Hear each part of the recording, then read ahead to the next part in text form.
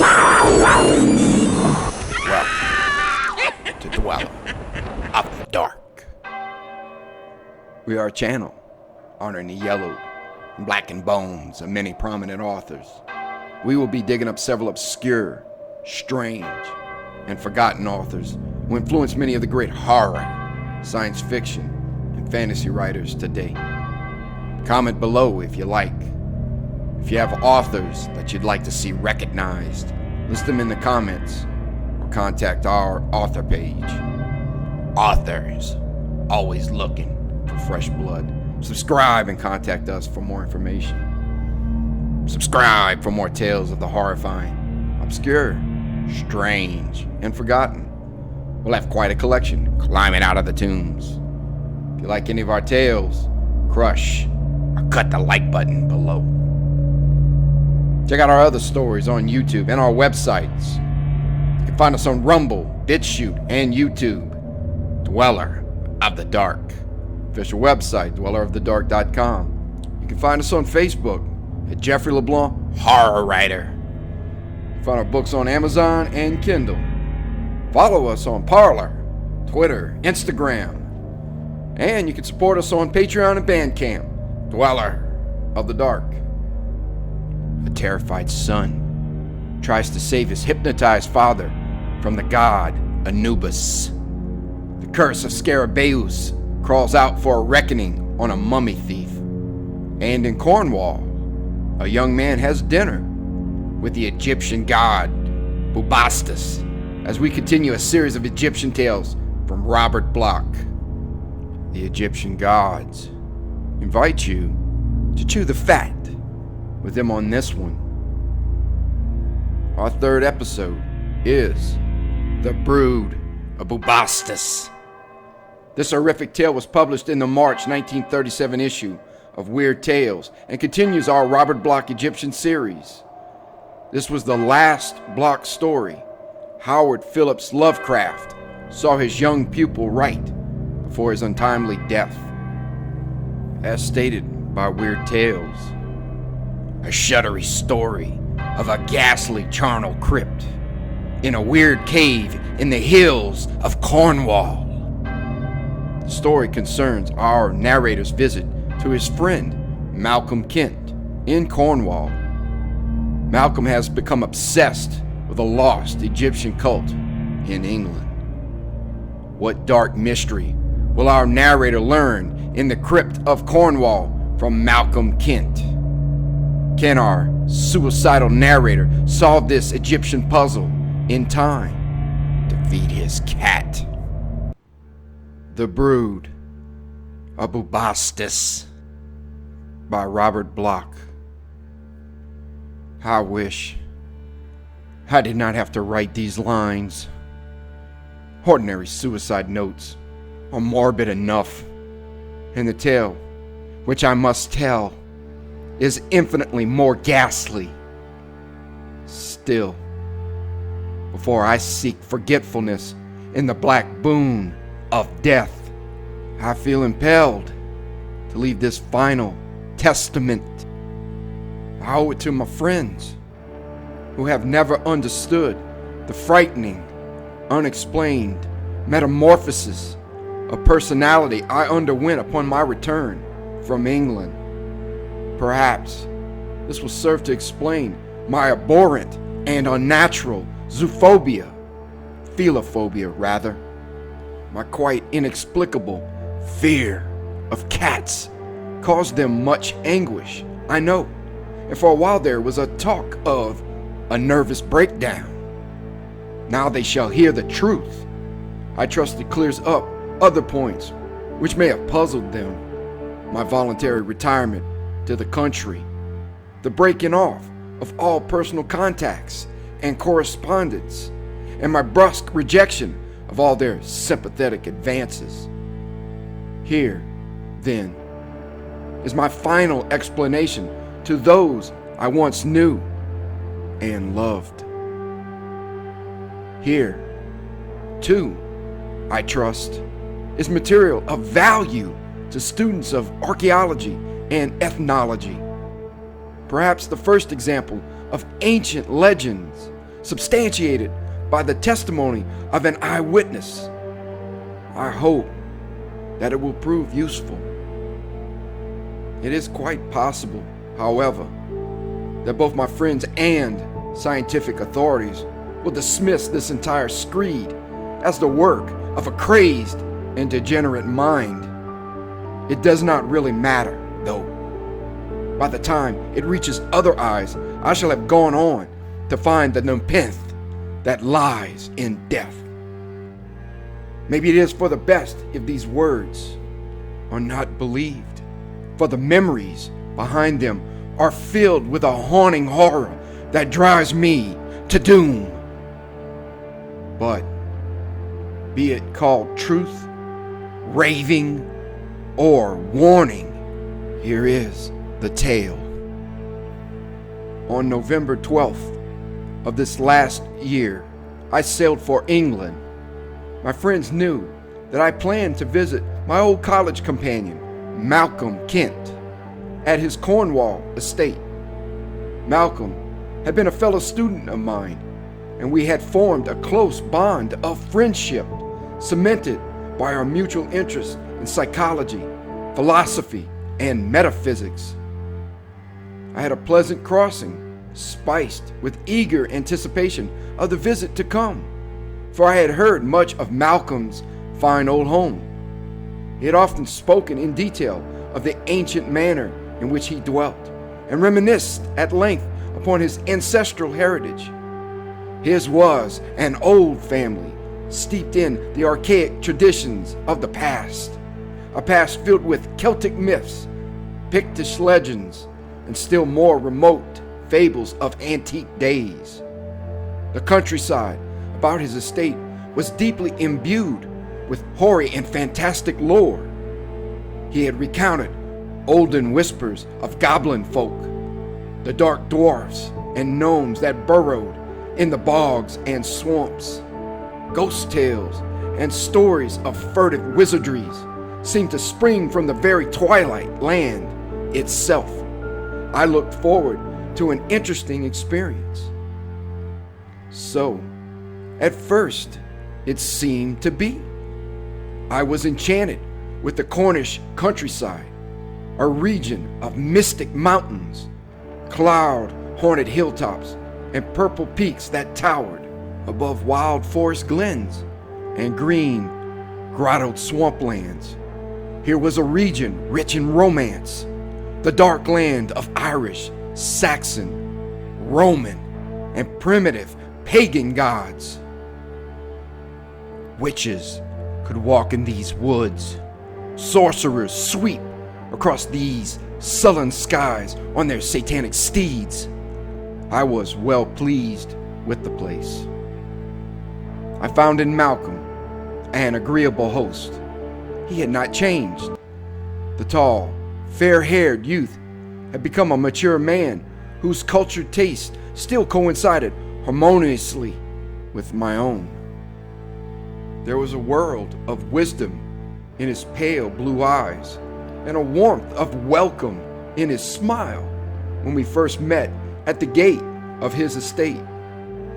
Together we walked up the long tree-spanned pathway which led to the door of his dwelling. Here I stopped for a moment to survey the imposing structure.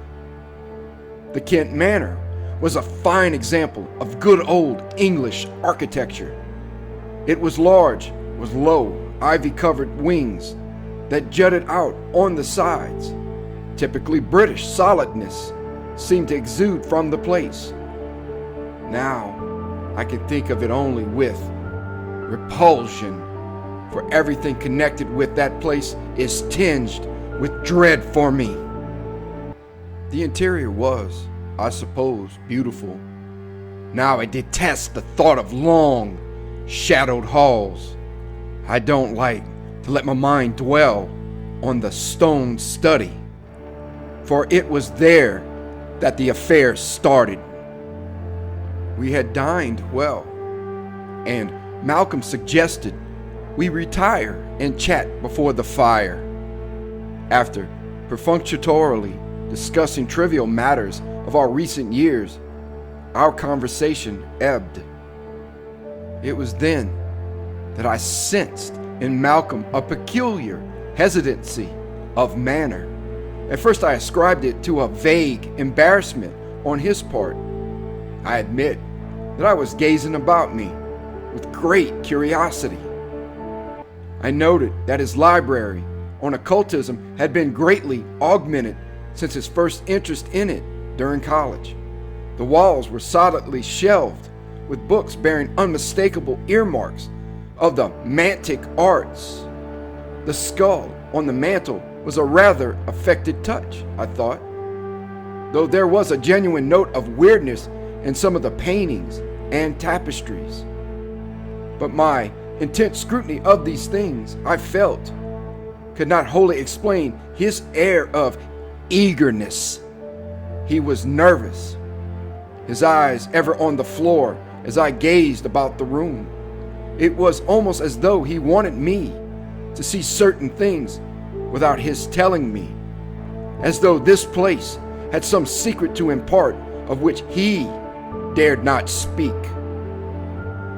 At length, I grew impatient.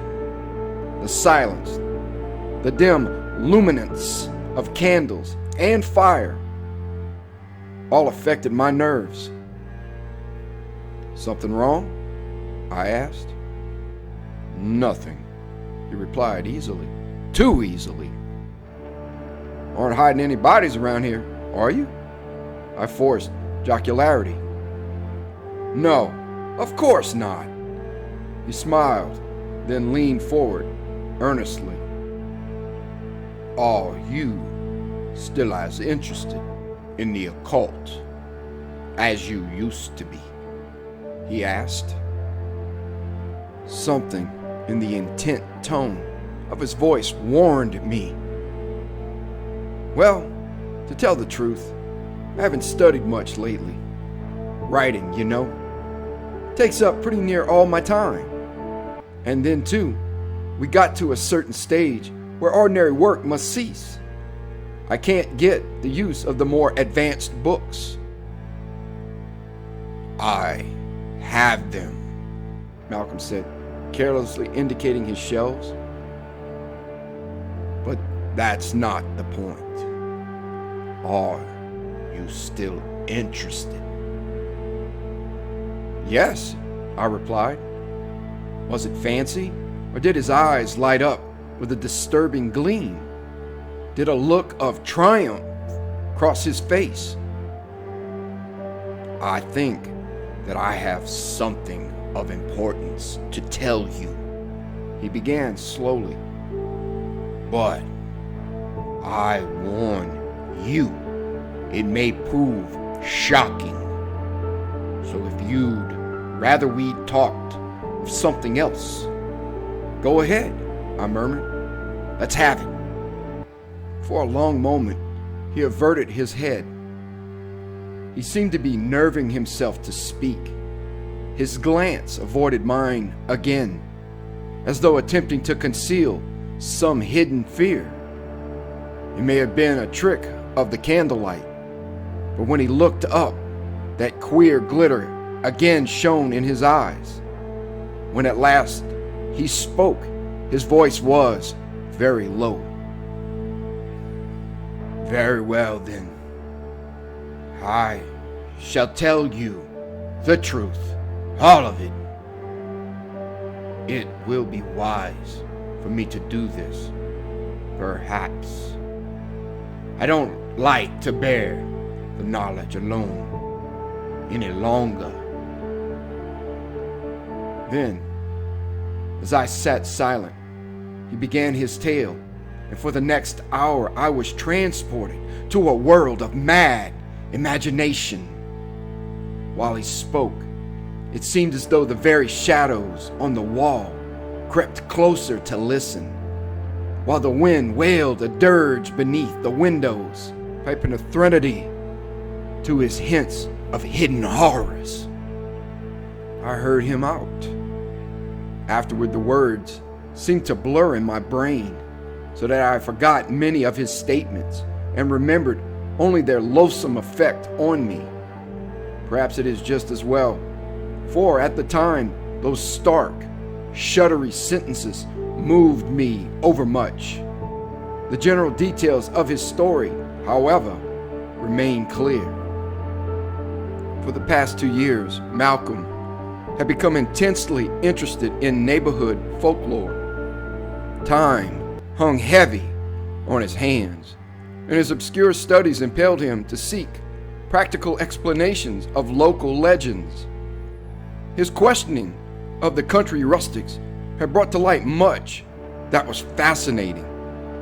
He corroborated what he heard from them by reading archaeological treatises, and there was much in ethnology and anthropology regarding the ancient days and the peoples then settled here. He read of Druidic times and correlated his readings with certain still current fables telling of olden rites in the glades of oak.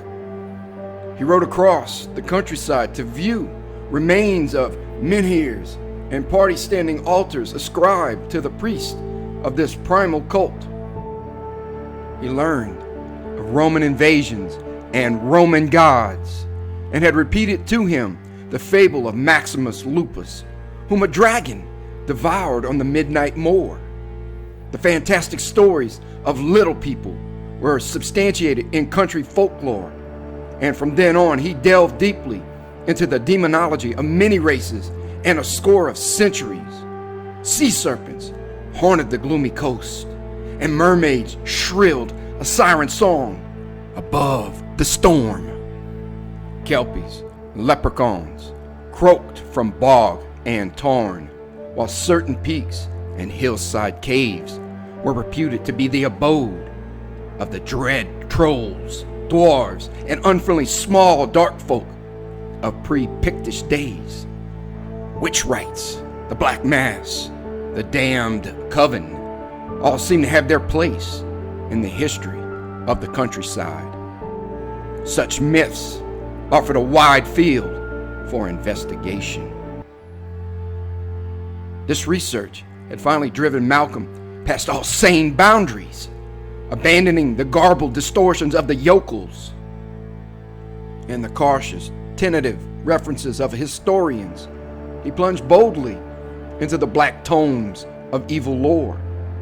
At first, the more reputable of such dubious authorities sufficed him, but his way led him ever into wilder and more fantastic wisdom. He managed to borrow Ludwig Prin's almost legendary Latin edition of De Vermis Mysteriis, and in that cryptic repository of nightmare knowledge, he found much over which to ponder perplexedly. That was several months ago. Since then, he had returned the volume. It was the property of the British Museum, but had made a number of notes from it. Among these scribblings was an almost incredible statement which greatly excited his fevered fancy. Since then, he had checked the facts in established archaeology texts and books on the subject of race migration.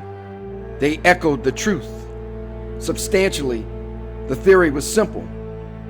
The Egyptians had once colonized Cornwall. According to the fragmentary allusions Malcolm had discovered, the strange, dark peoples of Africa had sailed up the coastlands in their Phoenician-built galleys. This much was known from the wrecked remnants of several craft unearthed on desolate and sand-swept shores. Later, and even more startling advances had been made during the investigation of numerous primitive, abandoned mines dotting the local heaths. These had been previously ascribed to early Gaels, but the familiar symbols and ideography of an ancient Egypt were unmistakably inscribed on the rock walls of the deeper chasms. Most of the mines bore traces of having been hastily abandoned, thus accounting for their discontinuance. Comparison with accounts of early navigation did much to substantiate the theory. The fleets of Egypt sailed to the Orient. Why not westward as well? Malcolm put forth these ideas in tones of such profound eagerness and agitation that I was tempted to inquire as to his particular interest in them. He told me intensely and at length for two definite reasons he was interested. First, there was one of those Egyptian mines in this very neighborhood. He had stumbled across it quite by chance during a walk along the moors. Upon descending the outer rim of a precipitous cliff, he had noticed faint remnants of a definite pathway around a ledge. Upon following the trail, out of curiosity, he found himself standing before a deep, cavernous indentation in the wall of the ledge. Half obscured by weeds and branches, an aperture yawned inward, seemingly leading to the very bowels of the earth below the moor. He cleared away enough of the debris to wriggle through and discovered a long, slanting tunnel that stretched blackly before him. Flashlight in hand, he had entered. There was a musty fetor in the darkness, an odor of furtive decay. Dust danced about his feet as he floundered on. The burrow widened until a cyclopean maze of inner passages confronted him. Here he had turned back as his torch was failing fast, but not before he had seen certain, unmistakable, hieroglyphic designs in the archaic style of Egypt. He had deferred his return until I arrived. Now we could go together. But, I interjected, I think this is a task for reputable authorities. Why not publish your findings and invite a group of recognized savants to aid you in the project? He demurred. We had best go alone until we were really certain of the extent and importance of our discovery. I saw his point and agreed. Didn't you mention having a second reason for your moodiness? I asked. He again avoided my glance. Never mind that now. It's getting late. I'll tell you tomorrow when we get there. Tomorrow? I gasped. Why not? Turn in now and get a good night's rest. We're off in the morning. I let it go at that. But as I went up to bed, I could not help but remember his last, curiously twisted smile. 2. It was a long walk across the moor in that misty, early morning fog. Malcolm and I both grunted under our burden of food, torches, and other apparatus. Groping in gray gloom, we skirted the steep edge of a seaward cliff until Malcolm found the proper path. Then we began our descent. Hanging in space, I heard the roar of the mist-obscured surf from far below, and the brisk breeze sent spray to sting my face and hands. Amidst the shrill, mocking cries of the gulls, we clambered along the narrow ledge until it broadened sufficiently to permit of more casual passage. At last, Malcolm turned to me and indicated the spot for which we searched. There was the tunnel, just as he had described it, a black fissure in the rock, a thin opening that looked as though it were scratched in the stone by a gigantic claw of some ogreish monster. The hole was deep and black, and as I contemplated it, I received my first definite impression of uneasiness. I have never liked the dark places beneath the earth. The sight of caves and tunnels brings a train of almost atavistic recollection. I instinctively associate such burrows with death and graves, and too many unwholesome legends seem to cluster around caverns. Perhaps it is a relic of primitive times, but caves, in my mind, always conjure up a vision of mythical dragons and vast, lumbering beasts, of black, half-animal races of troglodytes, of vaults and catacombs given over to the dead. And this sinister slit in the ageless rock looked oddly unnatural. Consequently, I paused before it, suspicion mounting within me. This doesn't look like a mine to me, I said. However primitive, I don't see how one could be carried up the cliff, and the opening is too narrow. I don't like it. Are you sure you're not mistaken? Malcolm smiled. It was a peculiar smile, tinged with sardonic amusement. I'm not mistaken, he said. And it isn't a mine. I know that. But it all ties up with the second reason for my moodiness, which I promised to explain. I'd better tell you before we go in. He spoke. It was a strange place to impart such a secret. On a fog-wrapped ledge halfway between the sea and sky, before a dark doorway to the inner earth. But the secret was fitting for such a scene as this. I lied to you last night, Malcolm said calmly. I didn't tell you all I studied or all I found out. There's more, much more, behind this visit than a mere glimpse of ancient times. He paused. Have you ever heard of Bubastis? He asked. Bubastis? I was a little puzzled. Why, yes. Old Egyptian city, wasn't it? And isn't there a god? Bubastis? Bast? Or Pasht, they call it? Yes. Again, that puzzling smile. Bubastis, or Bast, was the cat goddess of Egypt during the days of the pharaohs. According to the proper myth cycle, Bubastis was the daughter of Isis.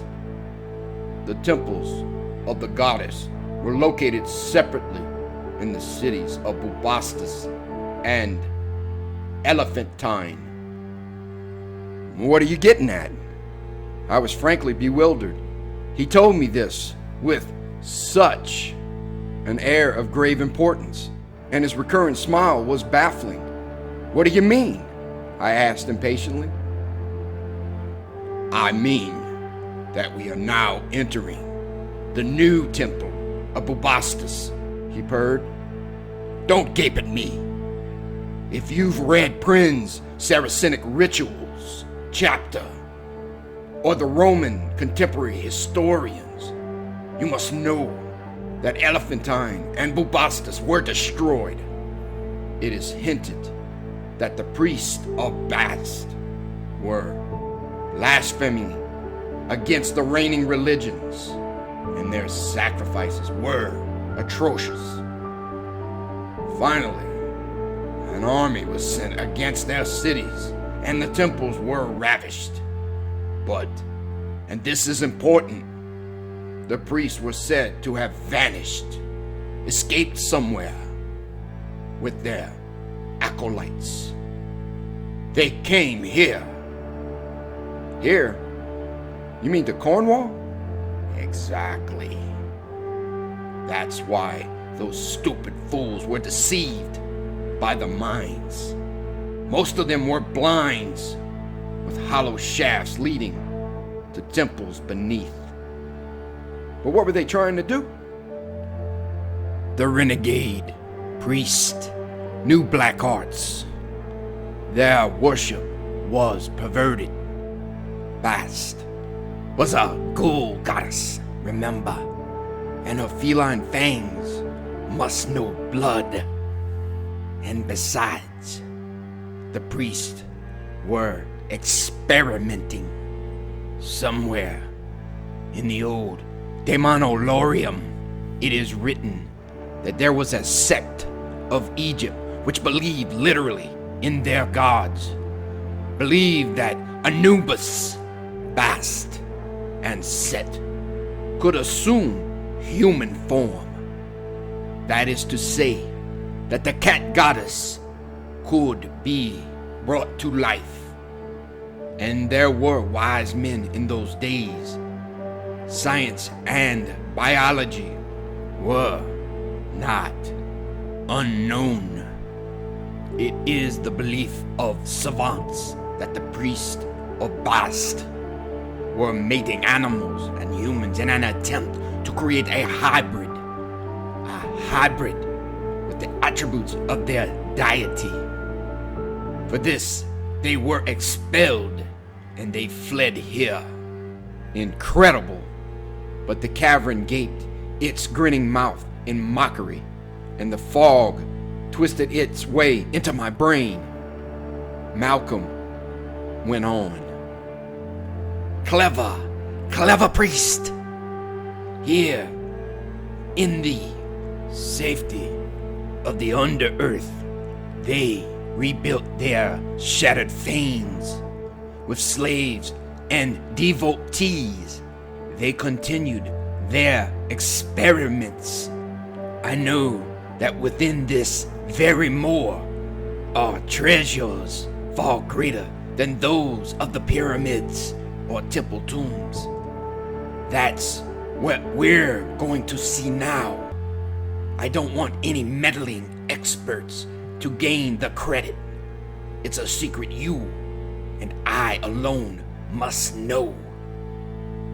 He could not help but see my face. Don't be afraid, you fool. I've been here many times. No matter what I told you, I know the way. It's wonderful, I tell you. He pushed me through the cleft, and we wriggled into darkness. Was it a trick? Was Malcolm perhaps unbalanced? Was I? The darkness did not reply, though its black strands were already coiling around my brain. The torch glow guided me through the fissure and into a long, sloping passage where I could once more stand erect. Wading through dust, we walked between narrow, carefully chiseled walls for what seemed an interminable time. Already the nightmare aspects of this whole strange adventure were deadening all rational thoughts. Now Malcolm led the way through twisted burrows that stretched like hollow tentacles of some unseen horror ahead. Walking deep in the ageless earth beneath a moor. With every step, my time sense faded away until I might easily believe that we had left centuries behind and were again in primal days. Mole-like, clambering through the shaft, we descended. The utter queerness of the place precluded speech, and we went silently onward. It was quite hot, but jets of warmer air were wafted from gulfs ahead. The way widened. We were approaching the caverns now.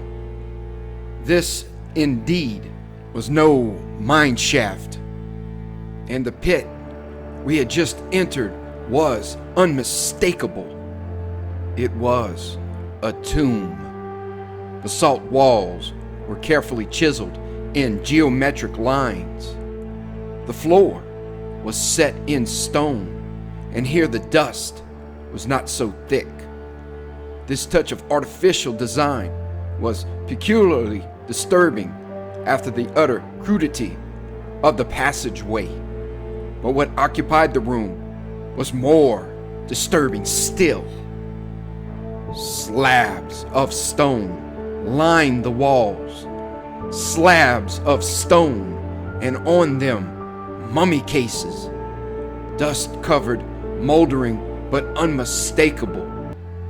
It was true. There was no mistaking the familiar forms, and now, through the discolorations, I saw designs on the walls. Egyptian designs, 4,000 miles away from Egypt and 3,000 years away from the present. The early priest, Malcolm said softly. They were buried here, just as though they were at home. I would have stopped and attempted to peer into some of the sarcophagi, but Malcolm intervened. This is nothing, he whispered. There are, real sights ahead. We left the hall. I was beginning to feel the fear that crept upon me. Malcolm was right. And what did he mean now by showing me real sights? Gnawing curiosity overcame my dread. As I followed him through the ossuarium and into a second chamber, more slabs, more mummy cases. There must have been hundreds of people dwelling here at one time. There were side corridors now, all artificially hewn in the rock. These perhaps had led to the dwelling places of the inhabitants. A question flashed through my thoughts. Malcolm, I said, what did these people feed on here? There's no place for cultivation of foodstuffs. He faced me with that damned smile of his again. Bubastis was, I told you, a ghoul goddess. The priest and worshippers emulated her. A sickening wave of repulsion swept over me. This was all so unnatural. It savored of nightmares and old things that haunt men in their dreams. I wanted very much to turn back, but Malcolm strode resolutely ahead, and he beckoned imperiously, leading on to further horrors. We entered pits. Our lights, while strong enough to penetrate ordinary darkness, proved eerily dim amidst these black and eldritch walls through which we now wandered. Bat-like shadows basked and hovered just outside the luminance of our torches, and occasionally dispersed to hint at what lay behind. At first I was irritated by the lack of illumination, but I was soon to give thanks that it was no brighter. As it was, I saw more than enough, for in this third room, Malcolm allowed me to examine some of the mummies. What unnatural life had festered and flourished here in the black bosom of earth? That first coffin was awful, ghoul-like. I clawed the lid from the case and peered at what lay within. The thing was perfectly embalmed, and as I unwrapped it with trembling haste, the face came into view. It crumbled, thank heaven, almost immediately, but not until I saw the malformed creature within. 2 dead eyes stared from the rigid face of a dark-skinned priest. 2 dead eyes set in a forehead withered with decay. A forehead from which protruded the hideous, misshapen head of a tiny serpent. Skin grafting? I gasped weakly. No. Look closer. Malcolm's voice was grave, but I knew he smiled. I looked again as the air putrefied that withered countenance before my eyes. I reeled. It was unmistakable, though sanity clutched vainly for another explanation. There was nothing to do but face the monstrous truth. That serpent's head actually grew on the mummy's brow, and since it too was mummified, but I dared not finish the thought. Malcolm again supplied the ghastly answer. It was alive when he was. I rose to my feet and went on. There was nothing else to do. Horror supplies a merciful anesthesia of its own, and I was partly drugged by that first dread realization. I must have been, else I should have gone mad viewing the sights that followed. Malcolm was right. The priest had mated animals with humans. We opened other cases, that is, Malcolm did, while I stood fixed and fascinated beside him.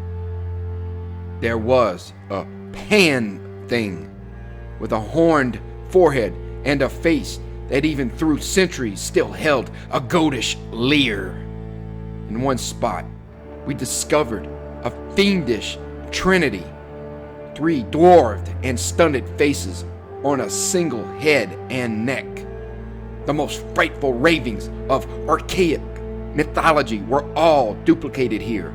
Gargoyle, chimera, centaur, harpy, parodied in the gorgonic features of leering, long-dead priest. Then there was the section farther on with the bodies. Lycanthropic sights were revealed as Malcolm hacked away the case coverings. The stench of natron hung like a miasma above the violated sarcophagi of creatures with human heads and the mummified bodies of apes. There was a hoofed horror with vestigial remnants of a tail, and a Ganesha-like thing with the enormous trunk of an elephant. Some of those we saw were evidently failures, noseless, eyesless, faceless freaks with extra arms, and finally an awful corpse without limbs, whose swollen neck grew into a gaping, headless maw. All mercifully dissolved into dust after a moment. By this time, all semblance of normality had departed from me. I followed Malcolm from slab to slab, wrenching off outer casings and unwinding each new terror. Sated, I feasted my eyes on new perversions and greater blasphemies. When I thought of how these things had been born, what mad, unnatural experiments had performed these matings, I could hardly control myself. It was all long ago, I knew, but the very thought of such things existing in an outwardly sane universe was terrifying. I refused to let myself admit how deeply we had burrowed in that accursed labyrinth when the horror came. Malcolm and I, our torches trembling and hands palsied with dread, stumbled down a sable spiral of rock-hewn stairs. The memory of those things in the crypts above buzzed in my brain. Else, I would not have ventured on into the noisome, fear-infested darkness, that seething, slithering darkness in which our very shadows drowned. Malcolm was no longer my companion. He seemed utterly detached. He was horribly familiar with our way and strangely calloused. His silence oppressed me. With diabolical abandon, he plodded down the stairs, his intent body straining forward as if avid to meet and mingle with dread yet to come. Nevertheless, I followed him. I could not bear to go back alone, and my voice refused to function when I thought of suggesting it. Somehow, this whole thing was like a dream, and I was afraid that the sound of my own conversation would shatter that impression and make me aware of this awful reality. Besides, Malcolm was now literally racing down the stairs, and I must go on to intercept him. I meant to lead him back again to the world of light before it was too late. Or did I? Horror swept over me in sweet black waves of ecstasy. The steps which I descended seemed to lure onward to new, infinitely enchanted nightmares. My being was wrenched between sharp, hysterical fear for the sake of Malcolm and a grinning delight, a loathly lusting for terrors to come. We staggered down the stairs. There were gusts of odious vapor, venom-brewed stenches, chill breezes that dripped with dampness. From far below, the wind droned a dirge that was a death rattle in the dark. But these went almost unnoticed. What little thought I still possessed was occupied with visual evils. 3. The winding walls of the shaft we descended were gelid black in the glare of our lights, but they were not bare. There were pictures, more Egyptian art, but not conventional ideographic work like that in the catacombs above. These sketches were disturbingly different, with great sprawling figures like those traced by an idiot in sand. Once again, we viewed the monsters I was trying to forget. The snake men, the satyr creatures, the deformed cacodemons we found in the upper tombs. But now we saw them pictured in life, and it was worse than any imagining. These caricatures of humanity were shown while engaging in certain acts, and the needs they performed were evil. There were scenes which told an ancient story all too well. Glimpses of the living monsters sacrificing to their gods and gratifying their lust. Among these pictures of normal men, high priest, I suppose, and they were mingled with the beast herd in lechery so perverted that it sickened me. But Malcolm laughed, spasm after spasm of cackling mirth welled from his rasping throat. He chuckled with a terrible, gloating rictus at my look of dread. I turned the light of my torch away from the walls and went blindly forward down the remaining stairs. If I had been normal, I should have guessed what lay below after seeing those grimacing frescoes of cannibalistic, necrophilic animal men.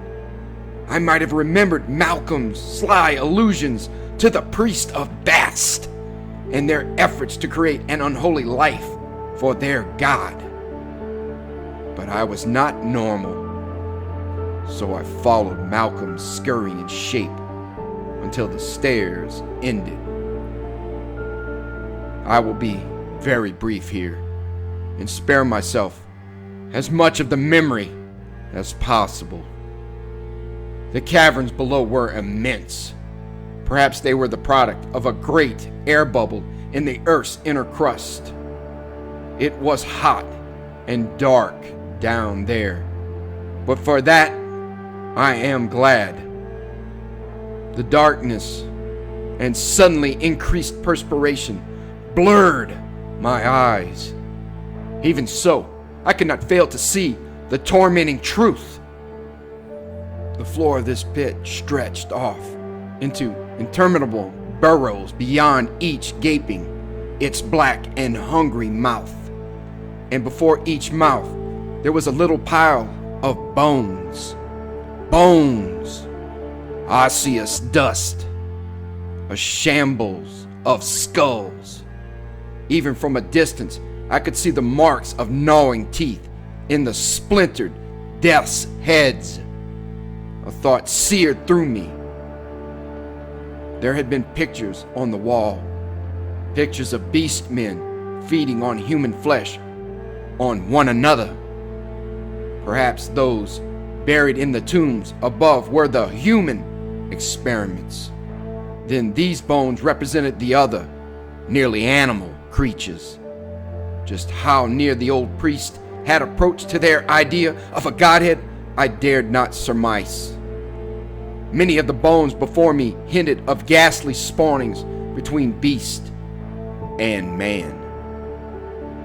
It was then that I saw the altar, a bare black stone reared loathsomely up in the center of the cavern floor, a stark, shining surface that sprang from the rock beneath. But the place where it met the floor was entirely buried beneath bones.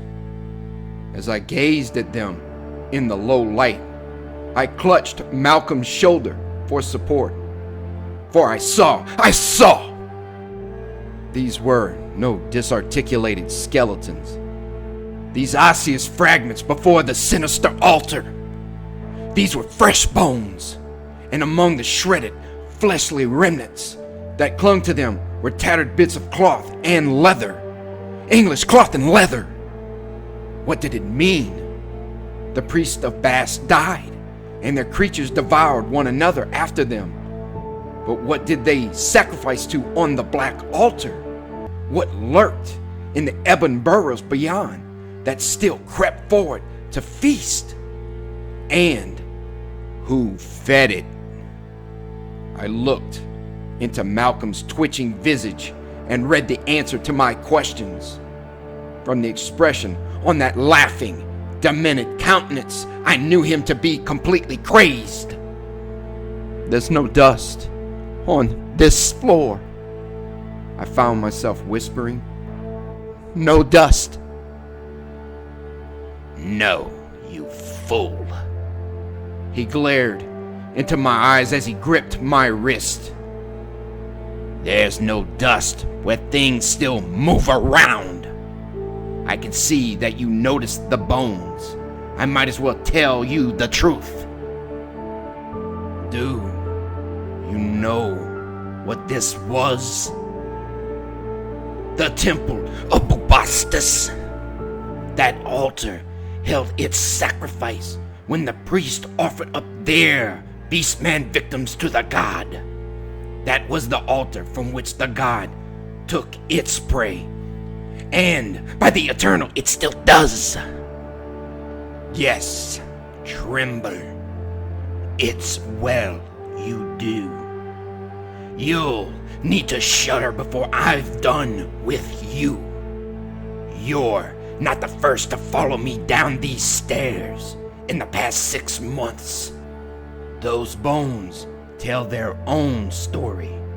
I've shown some of the local people this spot.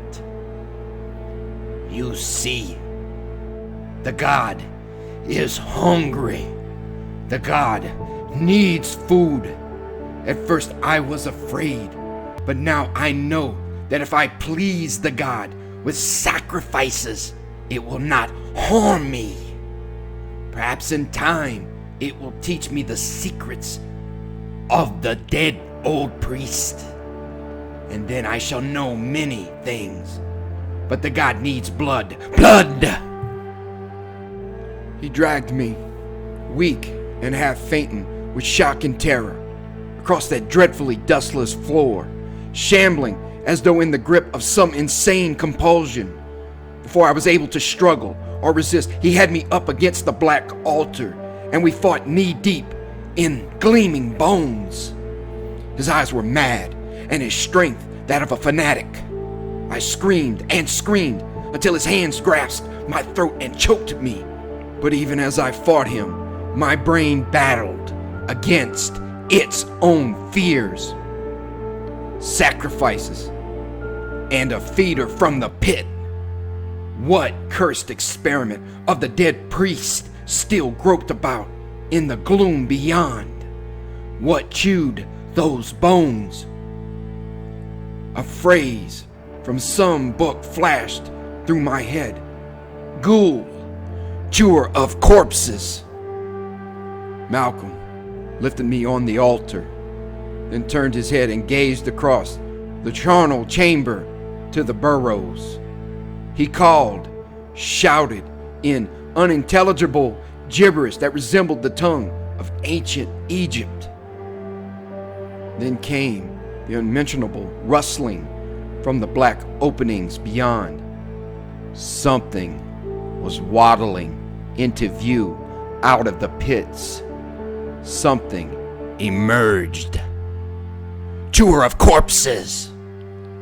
With the strength of the doomed, I leapt from the altar, and my fist crashed into Malcolm's grinning, exultant face. He toppled across the black slab as I turned and ran across the cavern to the stairs. But by the time I reached it, the thing had completely emerged, and stalked across the floor to the altar stone where Malcolm lay. And it lifted him, though he moaned when he felt his body being dangled in those flabby paws. He hung like a broken doll, while the thing bent its rugose head and opened its mouth. Chewer of corpses! That is what I sobbed as I turned and fought my way up those dark basaltic stairs. That is the phrase I moaned as I lurched through nether halls of twilight where the monstrous mummies lay. That is what I crooned as I clambered back along the outer shaft. And when the sudden shock of sunlight burst upon my face at the entrance to the ledge, I weakly murmured the words as I sank into unconsciousness. I was strangely calm when I recovered. I managed the climb to the top of the cliff and even made the mile journey across the moor. Weak as I was, I packed and caught a train at the village station. Only that night did I sink into the fevered dreams that have made life an unbearable torment ever since. I was a sick man on the boat, and when I reached New York, I shut up my apartment forever. I can only surmise as to the termination of the affair. Whether Malcolm's disappearance is ascribed to me, I do not know. Whether the disputed fate of the rustics he lured to death has been forgotten, I cannot say. Nor does it really matter. What does matter is the necessity for immediate investigation of the horror below those moors, that blasphemy that broods beneath. I can no longer bear the blight of memory, so I leave this task to other hands. Let men do what they will, study the place if they wish, but by all means destroy it, lest there be a repetition someday of my own tragic experience. I can force myself to coherence no longer. Since that awful day, I have pondered over much on what I heard, and, worse still, what I guessed. That is what impels me to take my life. Yes, there was the pit, and the priest of Bast dwelt there. It is all true about their experiments with men and beasts, their creation of loathsome monsters in the black burrows builded beneath the earth. Thank God they died off and destroyed one another as they did. For that alone I can be grateful. But I have learned more than that. Now I know what those unholy wizards meant to do, why they mated beasts and men. I know what they wished to create to rule over them, and what they did create at the last, the thing that still lives in the farther pit. That is what I cannot endure to remember. The sight of the thing Malcolm madly meant to serve. The thing that killed him, the secret of the priest of Bast.